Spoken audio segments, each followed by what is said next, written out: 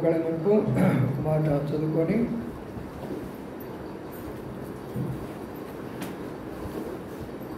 నిర్గమాకాండము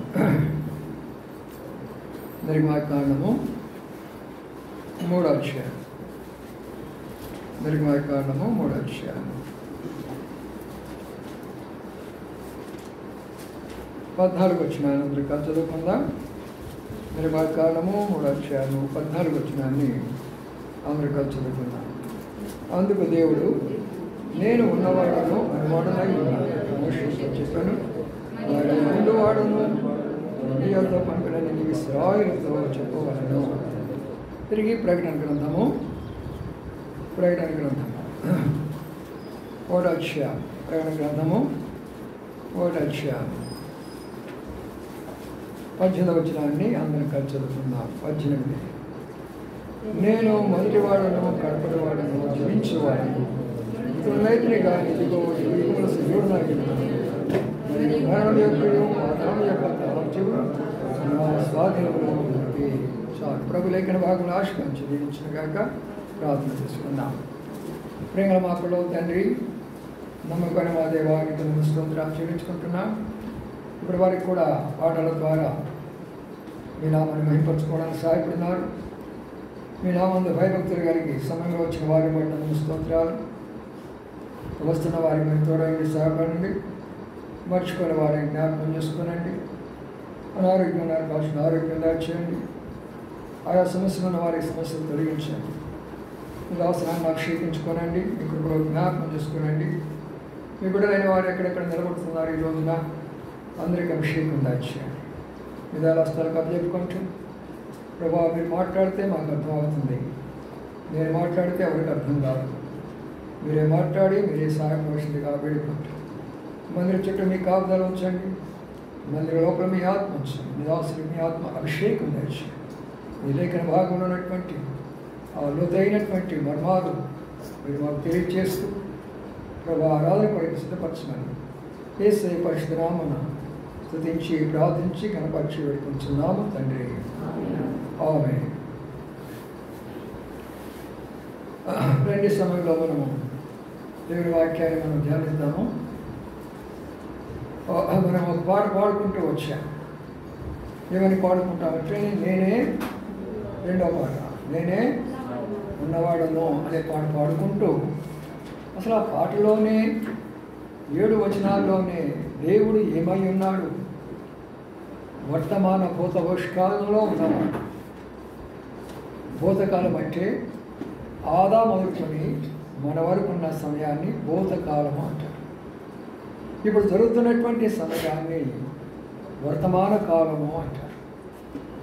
ఇక జరగబోయేటటువంటిది దానిని భవిష్యత్ కాలము అంటారు.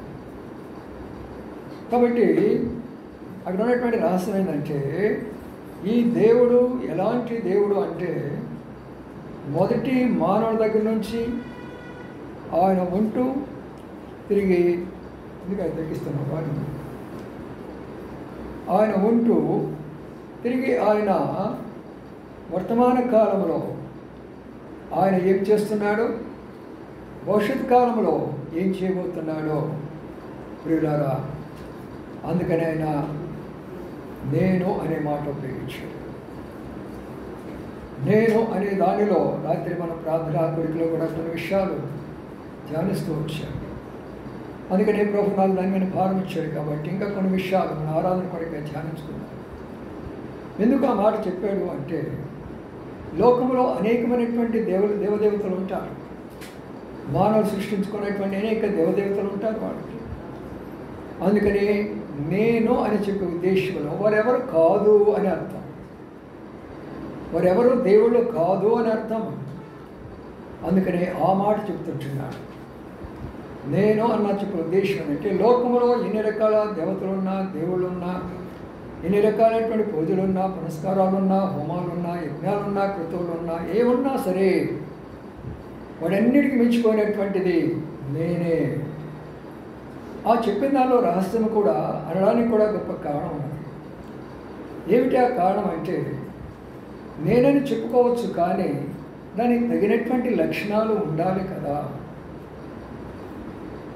నేనని చెప్పుకోవాలనుకుంటే తగినటువంటి లక్షణాలు ఉండాలి కదా. అప్పుడు ఒక విద్యార్థి ఉన్నాడు క్లాసులో, నేను చాలా ఇంటెలిజెంట్ని క్లాసులో అన్నప్పుడు నీకు 100కి 100 మార్కులు వచ్చి ఉండాలి. నీ మార్కులేమో 30-40 వచ్చేసి నా అంత ఇంటెలిజెంట్ లేడంటే ఎవరైనా నమ్ముతారా? చెప్పండి. అలాగే దేవుడు అనుకున్న వాళ్ళు అనేక లోకంలోకి వచ్చారు, కానీ నేను దేవుడు అనుకున్నారు కానీ దైవ లక్షణం ఉన్నటువంటి ఒక పరిశుద్ధత కానీ, ఒక నీతి కానీ, ఒక న్యాయం కానీ, ఒక యథార్థత లేనప్పుడు ఎలాగ దేవుడు అవుతారు వాళ్ళు? అందుకనే నేను అన్న ఉద్దేశం అది. ప్రియమైన సహోదర సహోదరి, ఆ నేననే దానిలో లోకమంతా కూడా విమిడి ఉంటుంది. ఈ లోకం ఉన్న ప్రతి వ్యక్తికి కూడా నేననే స్వభావం ఉంటుంది. నేను చేసేనో, నా పేరు గొప్పగా ఉండాలి, లేకపోతే నేను వెళ్ళాను, నేను కనుగొన్నాను, నేను కొట్టాను, నేను నాశనం చేశాను, నేను యుద్ధం చేశాను, నేను విజయం పొందాను. అనేకమైన సందర్భాల్లో నేను నేను నేను నేననే ప్రతి వ్యక్తి అనుకుంటాడు. అప్పుడు ఎంతమంది నేనులు ఉన్నట్టు? మీరే చెప్పండి, ఎంతమంది నేనులు ఉన్నట్టు? ప్రతి ఒక్క వ్యక్తి కూడా నేనే కదా. ఇప్పుడు నేను దైవ సేవకుడు అన్నాను, ఇంకో సంఘంలో నేను దైవ సేవకుడు అంటాడు, ఇంకో సంఘంలో నేను దైవ సేవకుడు అంటాడు, ఇంకో సంఘంలో నేను దైవ సేవకుడు అంటాడు.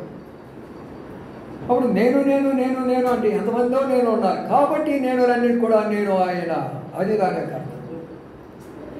ఎంతమంది నేను అనుకుంటున్నారు ఈ లోకములో? వాళ్ళందరికీ నేను ఒక్కడనే. అందుకనే ఆయన దేవుడు అనే యొక్క మాటను మనం మొట్టమొదటిగా అర్థం చేసుకోవాలి.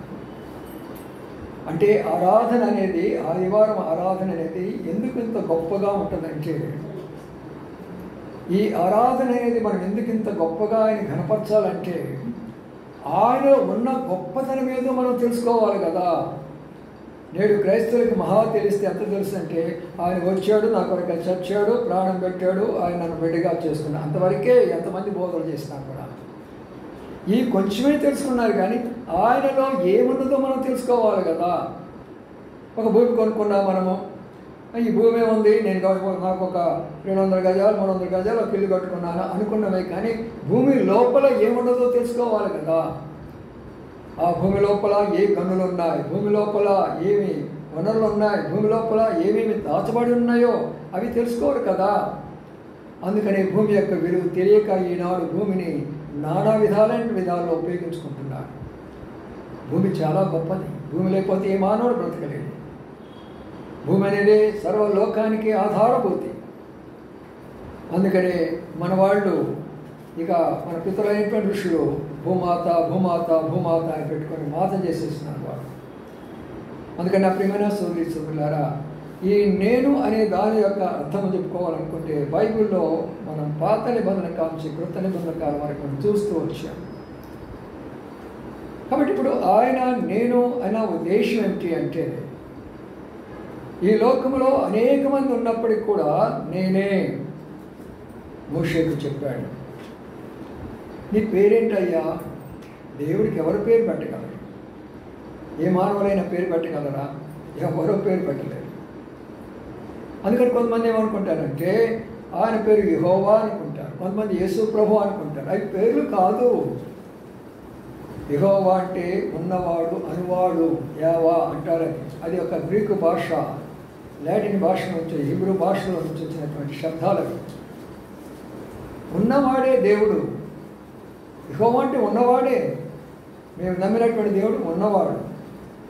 ఆయన పేరు ఏంటంటే యెహోవా, అంటే ఆయన ఉన్నవాడు. ఆయన పేరు అంటే యేసు క్రీస్తు వారు, అనగా రక్షకుడు. ఎవరికి రక్షకుడు? ఇప్పుడు రక్షబట్లు ఉన్నారు, పోలీస్ డిపార్ట్మెంటు కొంతవరకే చేస్తారు.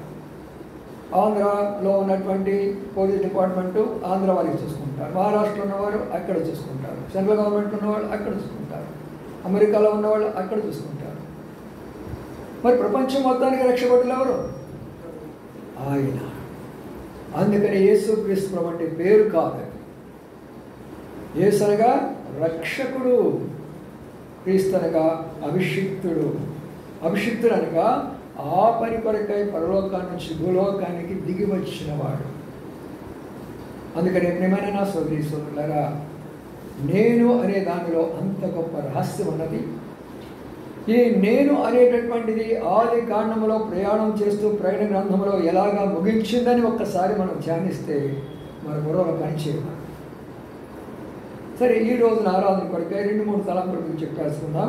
ఆరాధన కొరకై వెళ్ళిపోతాం. రండి, ఈ దేవుని గురించినటువంటి విషయాలు ముందు మనం పాత నిబంధన కంటే కొత్త నిబంధనలో చూద్దాం. ఎందుకంటే మనం కొత్త నిబంధన కాలంలో ఉంటున్నాం కాబట్టి కొత్త నిబంధన కాలంలో నేను అని ప్రభు ఎందుకు చెప్పాడు అనే విషయాన్ని గురించి ఇక్కడ కొన్ని తలంపులు మనం చూసుకుందాం. యోహాను సువార్త 10 అధ్యాయం. యోహాను సువార్త 10 అధ్యాయము ఇక్కడ 7వ వచనము 8వ వచనము అందరికి కలిసి చదువుకుందాం. 8వ వచనం. గొర్రెల పోవు ద్వారమును నేనే, నాకు ముందుకు వచ్చిన వారందరూ దొంగలు దోచుకున్న వారై ఉన్నారు, గొర్రెలు వారి స్వరము వినలేదు. తర్వాత 11వ వచనాన్ని చదువుకుందాం.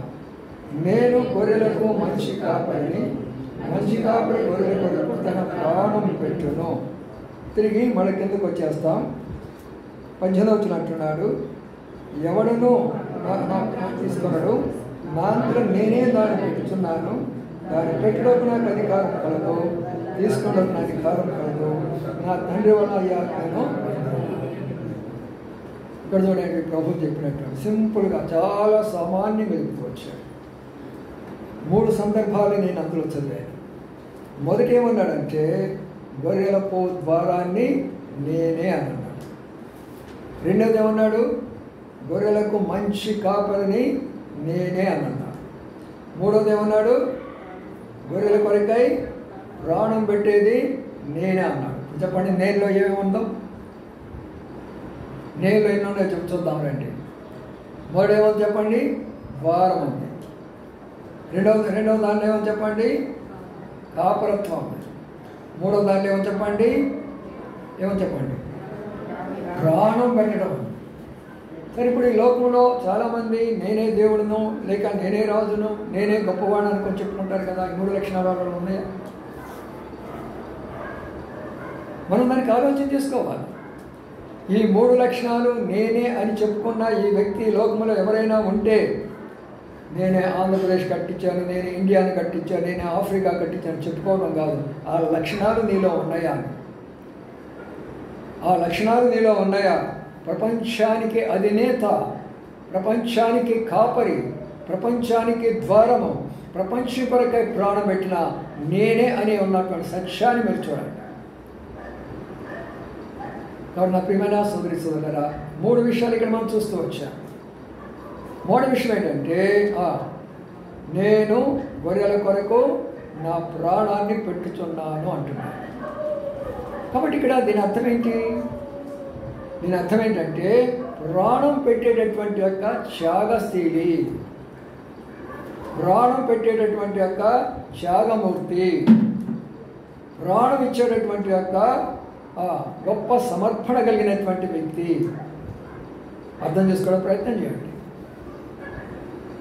మరి ఈ లోకంలోకి ఎంతోమంది వచ్చారు, ప్రాణాలు తీసేస్తున్నారు, యుద్ధాలు చేసుకున్నారు. భారతంలో యుద్ధం జరగలేదా? రామాయణంలో యుద్ధం జరగలేదా? ఎక్కడ యుద్ధాలు జరగలేదు చెప్పండి. ఏ గ్రంథాల్లో యుద్ధం జరగలేదు? అన్ని గ్రంథాల్లో యుద్ధాలు జరిగినాయి కదా. అలాగైతే మనకు కూడా యుద్ధాలు జరిగినాయిగా. పాత నిబంధన కాలం మనకు కూడా యుద్ధాలు జరగలా? జరిగినాయిగా.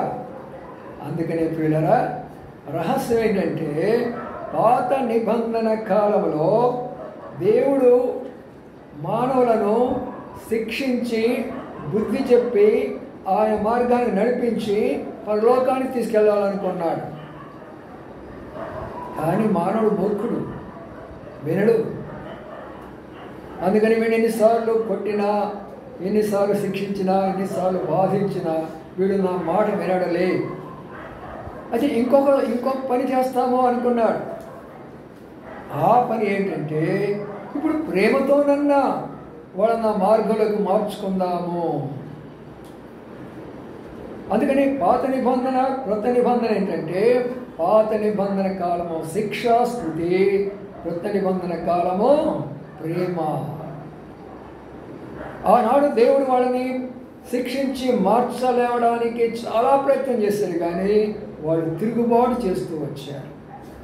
రాత్రి కూడా మీతో చెప్తూ వచ్చాను, ఇశ్రాయేలీయులు తన ప్రజలైనప్పటికీ కూడా మిద్యానీయులకు అప్పగిస్తూ వచ్చాడు. దోషులైపోతూ వస్తున్నారు. ఎప్పుడెప్పుడు దోషం చేస్తాడో దేవుని బిడ్డలైనప్పటికీ కూడా, ఎప్పుడెప్పుడు దేవుని దృష్టిలో పాపం చేస్తామో దేవుని బిడ్డలైనప్పటికీ కూడా, ఎప్పుడెప్పుడు దేవుని వ్యతిరేకంగా కార్యాలు చేస్తామో దేవుని బిడ్డలైనప్పటికీ కూడా దేవుడు వాళ్ళని అనేకమైన కష్టాలకి, నష్టాలకి, బాధలకి, శ్రమలకు అప్పగిస్తాడు. అయితే ఆ స్థాయి కాకుండా ఇప్పుడు ప్రేమగా మార్చాలని ఉద్దేశంతో క్రొత్త నిబంధన నేను వేరే, పాత నిబంధన నేను వేరే. అర్థమవుతుంది చెప్పేది? ఏంట్రా ఏందో అంకులేదో చెప్పేస్తున్నాడు, అర్థం కావడం కదా. చాలా చిన్నగా చెప్తున్నాను కదా, పిల్లల పాఠాలు చెప్పినట్టు చెప్తున్నాను. అర్థం చేసుకోండి యవనస్తులారా. పాత నిబంధన కాలంలో నేనంటే శిక్షించేవాడను, తీర్పు తీర్చేవాడను, సాగొట్టేవాడను, యుద్ధాలు పెట్టేవాడను, భయంకరంగా శిక్షించి ఆఖరి నేను పరలోకం తీసుకెళ్ళాలని ఆ పని చేశాను నేను. అది ఇప్పుడు ఏం చేయాలా నేను? అది కాదు నా మార్గం. నేను ఇంకొక మార్గం నీ కొరకే చూస్తాను. అందుకని హోమస్వార్త 14:6 ఏముంది? నేనే మార్గము అంటాడు. ఆయన మనకు ఒక మార్గం తీసుకొచ్చాడు.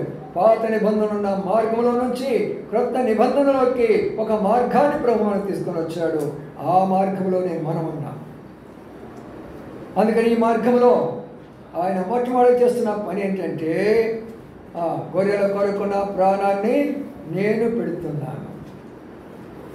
ప్రాణం పెట్టినటువంటి మార్గం ఇది. నేనులో ఉన్న రహస్యం ఏంటంటే, నా దేవుడు నా కొరకై ప్రాణం పెట్టాడా? నేను ఎంతటి వాడినై నా ప్రాణం పెట్టాడు? నా కొరకై ప్రాణం పెట్టవలసిన అవసరం ఉన్నదా? చూసారా, మీరు ఇంట్లో ఉన్నప్పుడు ఎవరో మీ ఇంటికి వస్తారు, పోతూ ఉంటారు, సహజంగా అందరూ వస్తూ ఉంటారు అనుకోండి. మరి దేశాన్ని పరిపాలించే వాళ్ళు, లేక రాష్ట్రాన్ని పరిపాలించే మంత్రి నీ ఇంటికి వస్తే ఏమైపోతావు చెప్పండి? అయ్యో, మంత్రి గారు మా ఇంటికి రావడం ఏంటి? ఇంత గొప్ప గవర్నర్ గారు నా ఇంటికి రావడం ఏంటి? నా ప్రియమైన సోదరీలారా, ఒక గవర్నరు, మంత్రి నీ ఇంటికి వస్తే ఇంత గొప్పగా నువ్వు అనుకుంటున్నావే. సర్వలోకానికి అధిపతి అయినటువంటి ఆయన నీ కొరకై నీ ఇంటికి వస్తుంటే నీవెంత కృతజ్ఞుడై ఉండాలి. నిన్ను రక్షించడానికి వస్తున్నాడు, నిన్ను కాపాడడానికి వస్తున్నాడు, నిన్ను ప్రేమించి వస్తున్నాడు.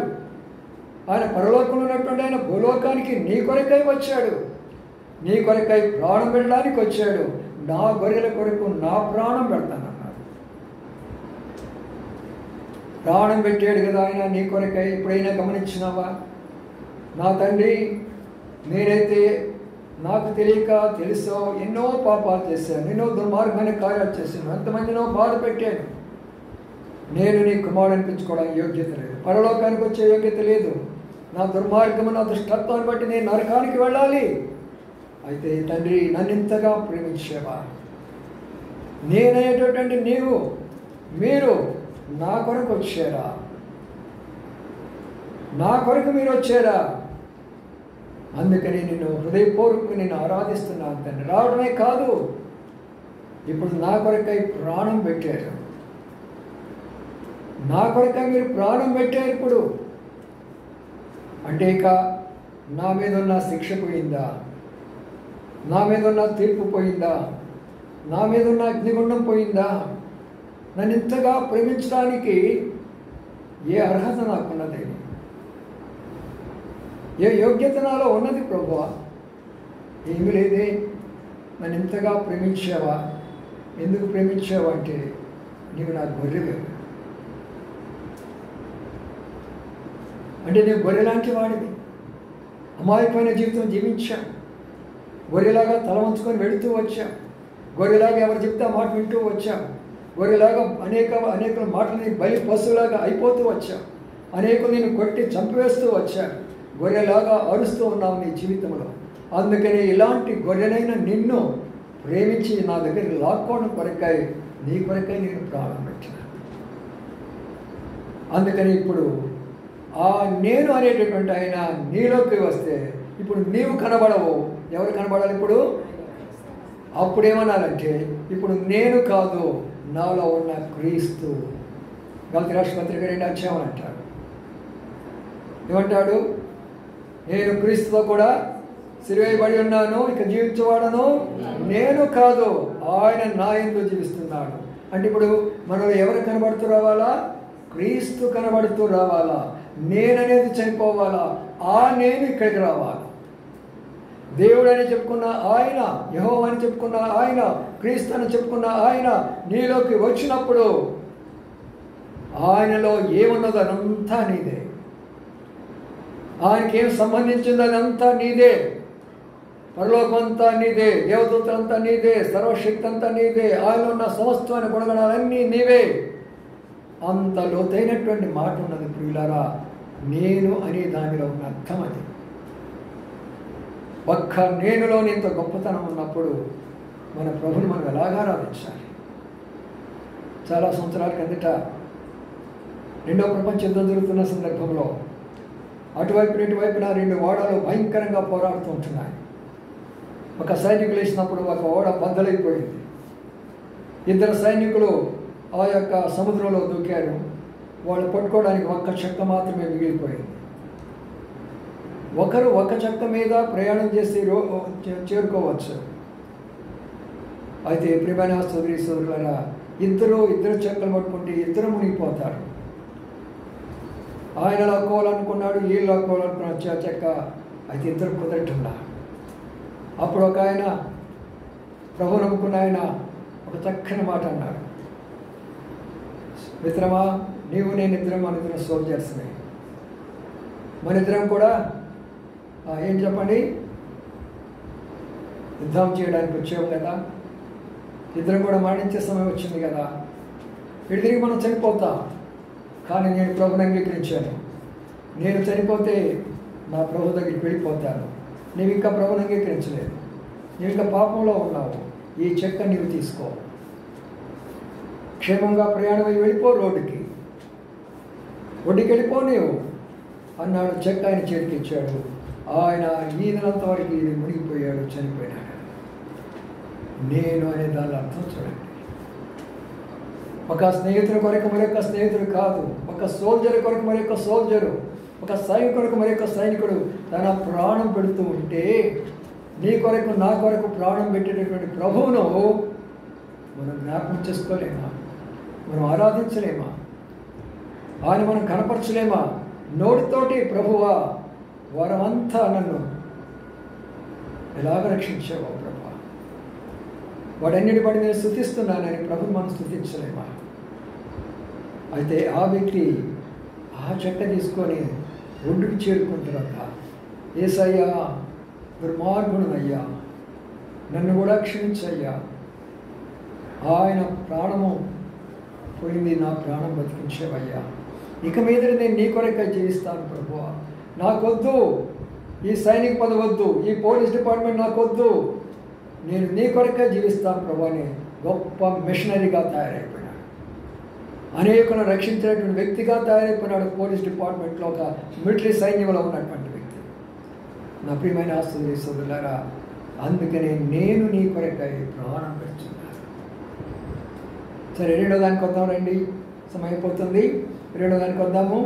2వ మాట మనం ఏం చదువుకున్నామంటే, నేను మీకు మంచి కాపరిని అని అన్నాడు. కాపరి అంటే ఏం చెప్పండి? కాపు కాసేటువంటి వాడు.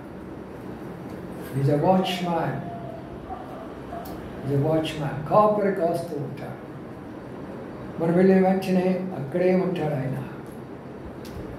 మనకు దాని అర్థం ఏంటంటే, మన జీవితాలను కాపు కాసేటటువంటి వాడు. ఒక వాచ్మెన్ ఉంటే ఒక స్థలంలోకి, ఒక ఇంటి కొరకై ఒక స్థలంలోనే ఉంటాడు. కానీ మొత్తాన్ని ప్రభు ఏం చేస్తున్నాడు తెలుసా? వాచ్మెన్గా పనిచేస్తున్నాడు, కాపరిగా పనిచేస్తున్నాడు. ఎలాగ చేస్తున్నాడు తెలిసిన? రాత్రి ప్రార్థనలకు చెప్తూ వచ్చాడు. ఆయన తన దూతలను పంపించి మనకు కాపుదలిస్తూ వస్తాడు. నా బిడ్డ ఎక్కడికి వెళ్ళిపోతున్నాడు, దేవదూత ఇది నీ పని. నా బిడ్డ కష్టాల్లో ఉన్నాడు, దేవదూత ఇది నీ పని. నా బిడ్డ పలానా ప్రమాదంలో ఉన్నాడు, దేవదూత ఇది నీ పని. నా బిడ్డ ఆకలి కొని ఉన్నాడు, ఇది నీ పని అని బైబిల్ గ్రంథంలో అనేకమైన రెఫరెన్స్తో రాత్రి కొన్ని చెప్తూ వచ్చాడు మీకు. కాబట్టి నా ప్రియమైన సోదరి సోదరులారా, ఆయన మనం కాపు కాస్తున్న బట్టి మనం బ్రతుకుతూ వచ్చాము. రోజుకి ఎంతమంది యాక్సిడెంట్ ద్వారా చనిపోతున్నారు, ఎంతమంది ఆత్మహత్యలు చేసుకొని మనం చనిపోతున్నారు, ఎంతమంది హాస్పిటల్లో చనిపోతూ ఉన్నారు వ్యాధులతోటి, ఎంతమంది ఎన్ని రకాలైనటువంటి యొక్క పరిస్థితులు గుండా వారు ఈ లోకాన్ని విడిచిపెడుతుంటున్నారు. అయితే ఇంకా నేను కాపు కాసి, ఇంకా నేను బ్రతికిస్తూ, ఇంకా నేను జీవితం ఉంచుతూ హృదయపూర్వకంగా నన్ను కాపు కాసావు ప్రభువా, నా బిడ్డలను కాపు కాసావు, నా కుటుంబాన్ని, నా భర్తను, నన్ను కూడా కాపు కాసావు ప్రభువా అని ప్రభుని మనము ఆరాధించలేమా? అందుకనైనా కాపరని ఎందుకన్నాడంటే మంచి కాపరి అన్నాడు ఆయన. ఈ లోకంలో కాపరులు కొంతమంది ఉంటారు. గేట్ మ్యాన్లు ఏం చేస్తారో తెలిసిన, వాచ్మ్యాన్లు ఏం చేస్తారో తెలిసిన, కాపర్లు ఏం చేస్తారో తెలిసిన, అవకాశం ఉన్నంతసేపు కాస్తారు, అవకాశంలో శుభ్రంగా నిద్రపోతారు. అడిగి చూస్తారు, ఇప్పుడు ఏం పర్వాలేదు అనుకుంటారు, కొంతసేపు పడుకుంటారు అంతే.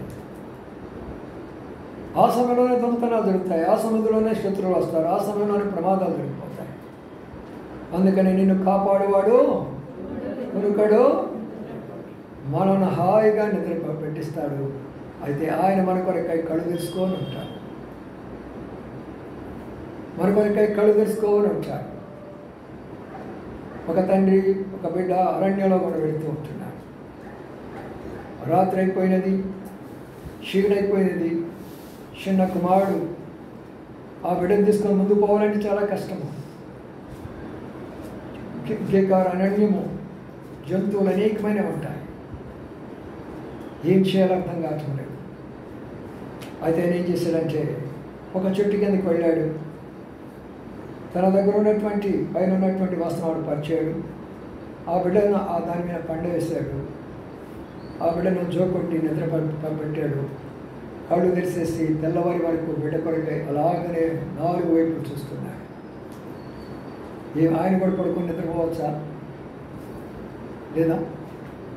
నిద్రపోవచ్చా లేదా? కానీ నిద్రపోయాడా? ఒక భౌతికమైనటువంటి తండ్రికి ఇలాంటి ప్రేమ ఉంటే పరలోకంలో ఉన్నటువంటి ఆయనకి ఎంత గొప్ప ప్రేమ ఉన్నదో ఏనాడైనా ఆలోచన చేసావా? నన్ను కాపాడువాడు కునుకుడు నిద్రపోడి, అందుకనైనా మంచి కాపరి అని చెప్పినటువంటి ఉద్దేశం అది. ఆయన మంచి కాపరి అన్న ఉద్దేశం ఏమనగా నిన్ను కాపు కాస్తూ ప్రతి దినము, ప్రతి గంట, ప్రతి గడియ, ప్రతి స్థలములో ఎంతగా నిన్ను కాపు కాసాడు అంటే ఏ అపాయం మీకు రాకుండా కాశాడు. ఎవరు నేను ముట్టకుండా, ఏ ప్రమాదం జరగకుండా నేను కాపు కాస్తూ వచ్చాడు. ప్రియమైన సోదరులారా, ఆయన మనకు మంచి కాపరి, మంచి కాపరి నీకున్నాడు. లోకంలో ఎంతోమంది కాపరులు ఉన్నారు. నేను రాజకీయులు అనుకుంటారు, రాజకీయ నాయకులు వారి నోటి నుండి వచ్చే మాట ఎంత అబద్ధమో చెప్పలేదు. మేము వచ్చింది మీకు సేవ చేయడానికి అయ్యా అని పబ్లిక్గా మాట్లాడతారు. ఇండైరెక్ట్గా వాళ్ళు ఏం చేస్తారు తెలిసిన, సేవ చేయించుకుంటారు. ఇండైరెక్ట్ ఏం చేస్తారు మన రాజకీయ నాయకులు? సేవ చేసుకోవాలా, ఆయన వెళుతుంటే జనాలు పరిగెత్తు రావాలా, ఆయన వస్తుంటే కింద పట్టుకొని దింపుతూ రావాలా, ఆయన ఎక్కి ఒక దగ్గర కూర్చొని పెట్టాలా, ఇన్ని సేవలు చేయాలి తెలుసా? మంచిలు అయితే పోయి ఒకరు ఇయ్యాలా, ఆకలి అయితే తీసుకొచ్చి ఒకరు పెట్టాలా, ఎన్ని రకాల సేవ చేస్తే ఆడకొచ్చి నిలబడి ఏమనుకుంటున్నా, నేను మీకు సేవకున్నా అంటాడు. కానీ మన ప్రభు ఏమన్నాడు? నేను సేవ చేయించుకోవడానికి, మీకు సేవ చేయడానికి వచ్చాను. మంచి కాపురి యొక్క లక్షణం అది. మనకు సేవ చేస్తున్నాడు ఆయన. ఆయన సేవ చాలా అద్భుతమైనటువంటి సేవ, అది కనబడనటువంటి సేవ, అదృశ్యమైనటువంటి సేవ. అందుకని మంచి కాపరి, నేనే మంచి కాపరి అని అన్నాడు. 3వ విషయం చూసి ముగిస్తున్నాను. ఏమన్నాడంటే నేను గొర్రెలకు ద్వారమును అని అన్నాడు. అంటే అర్థం ఏంటి? ద్వారం అంటే అర్థం ఏంటి? మనం వస్తున్నాం చూడండి, ప్రతి ఒక్కరు ఆ ద్వారాన్ని నుంచి వస్తున్నారు. ఇంటికి ఎన్ని ద్వారాలు ఉన్నాయి చెప్పండి? ఈ యొక్క మందిరానికి ఎన్ని ద్వారాలు ఉన్నాయి? అన్ని ద్వారాలు ఉన్నాయా? ఏమున్నాయి చెప్పండి? ఒకే ద్వారం. చాలా ద్వారాలు ఉన్నాయని చెప్తారు. చాలామంది ఈ రోజుల్లో బోధలు చేస్తూ ఉంటారు. చాలామంది పండితులు, చాలామంది పూజారులు, చాలామంది ఘనమైనటువంటి వాళ్ళు, మునులు, మహర్షులు ఏమని చెప్తారు? అన్ని ద్వారాలు అక్కడికి పోతాయ్యా, అన్ని మార్గాలు అక్కడ పోతాయ్యా. అన్ని మార్గాలు అక్కడ పోవు, ఒక్క మార్గమే. అన్ని మార్గాలు అక్కడ పోతే ఆ ప్రభు ఎందుకు ఇక్కడ రావాల్సి వచ్చింది? ఆ బోధన నమ్మొద్దు, ఆ మాటలు వినవద్దు. అందుకని నా ప్రియమైన సోదరులారా, నేను ద్వారం అంటానికి కారణం ఏంటంటే అక్కడ ద్వారానికి ముందు ఏమంటారు చెప్పండి? అక్కడ ఒక గృహం ఉంటుంది. ఏ గృహం ఉంటుంది అక్కడ? గొర్రెల దొడ్డి. ఆ దొడ్డి అంటే ఏమిటి? దేవుని యొక్క సంఘము. ఆ దొడ్డిలో ఆయన ఏం చేస్తున్నాడు? వారిని చక్కగా భద్రముగా భద్రపరుస్తూ, చక్కని మేత వేస్తూ, ఆహారం ఇస్తూ పోషిస్తున్నాడు. మూడో యొక్క రహస్యాన్ని వినండి. అక్కడ నేను అన్న దానిలో ఉన్న మూడో రహస్యం ఏంటంటే ఏమన్నాడు చెప్పండి? నేను ద్వారాన్ని అంటే దేనికి ద్వారాన్ని? దేనికి ద్వారం చెప్పండి? గొర్రెలకు దొడ్డికి, అనగా దేవుని యొక్క సంఘానికి లేక దేవుని యొక్క మందిరానికి మనము ఆ దొడ్డిలో ఉన్నాం.